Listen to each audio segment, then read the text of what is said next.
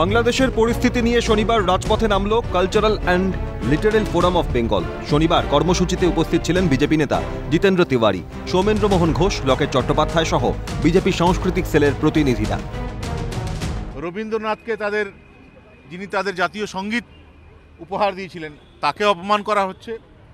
আমাদের দেশের জাতীয় পতাকাকে পায়ের নিচে রেখে সেটা অপমান করার চেষ্টা করা হচ্ছে এবং সারা বিশ্ব থেকে বিভিন্ন কান্ট্রি থেকে তাদের কাছে আবেদন করা হচ্ছে এটা আপনারা বন্ধ করুন।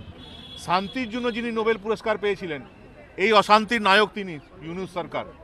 তো আমরা তার প্রতিবাদ জানাবার জন্য আজ কলকাতার এই রানু ছায়া মঞ্চে কলকাতার বিভিন্ন শিল্পী, বুদ্ধিজীবী, কবি, সাহিত্যিক তাদেরকে নিয়ে প্রতিবাদ জানাবার সিদ্ধান্ত নিয়েছিলাম।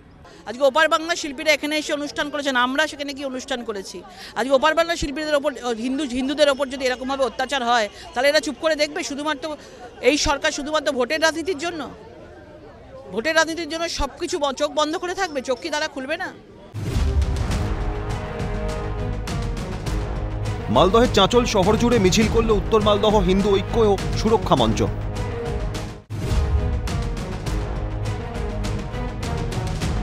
দক্ষিণ দিনাজপুরের বালুরঘাটে প্রতিবাদ মিছিল করে সনাতনী ঐক্য মঞ্চ। বালুরঘাটের নারায়ণপুরের গান্ধী মূর্তির পাদদেশ থেকে শুরু হয় শহর পরিক্রমা করে এই মিছিল।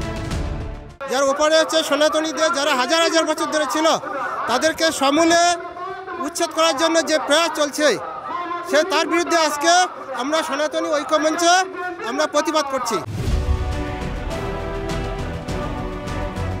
পূর্ব মেদিনীপুরের কাঁথি পিকে কলেজের সামনের মাঠে রাজনৈতিক প্রতিবাদ সভা হিন্দু সচেতন মঞ্চের। ক্যামেরায় সায়ন চক্রবর্তী, জনি মণ্ডলের সঙ্গে অভিরূপা সাহা, বিপ্লব চক্রবর্তী, অভিষেক সাহা, শঙ্কর কুমার রায় ও বিনোদ মণ্ডলের রিপোর্ট, ক্যালকাটা নিউজ।